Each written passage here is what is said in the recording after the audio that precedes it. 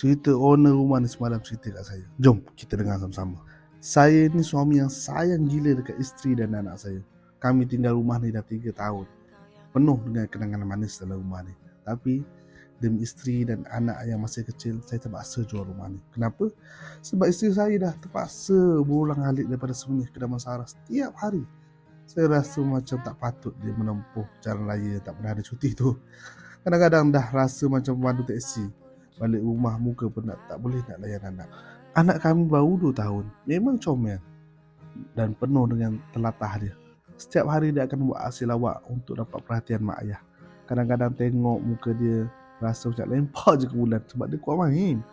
Isteri saya selalu cakap, dah lah sayang, kerja pun dah penat, anak pun tak habis-habis lari sana sini.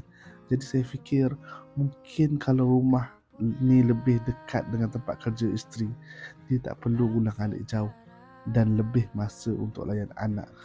Jadi siapa nak sambung legasi keluarga bahagia kami dalam rumah ni?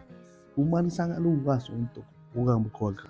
Saiz tanah 36-70 cukup luas, anak boleh berlari tanpa halangan. Tak ada perlu risau dah kalau dia anak hilang. Sebab rumah ni luas. Rumah ni ada 4 bilik. Setiap bilik ada bilik air dia sendiri. Kalau anak tengah buat bising, boleh bawa dia masuk bilik air, bagi dia main dengan air.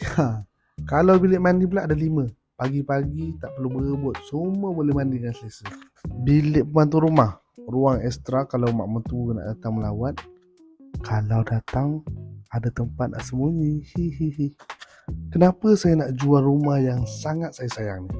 Walaupun rumah ni sangat luas dan selesa, saya rasa lebih baik kami cari rumah yang lebih dekat dengan tempat kerja isteri, supaya dia tak perlu lagi berperang dengan jalan raya setiap hari.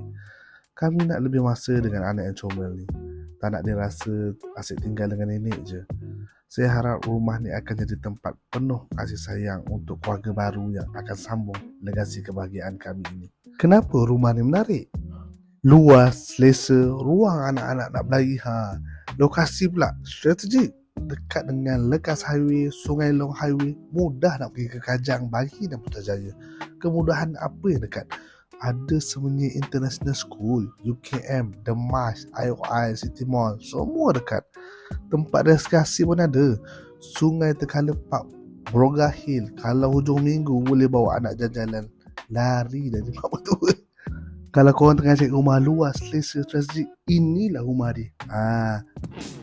Jadi, jangan tunggu lagi. Hubungi saya untuk temu janji dan tengok sendiri keistimewaan rumah ni.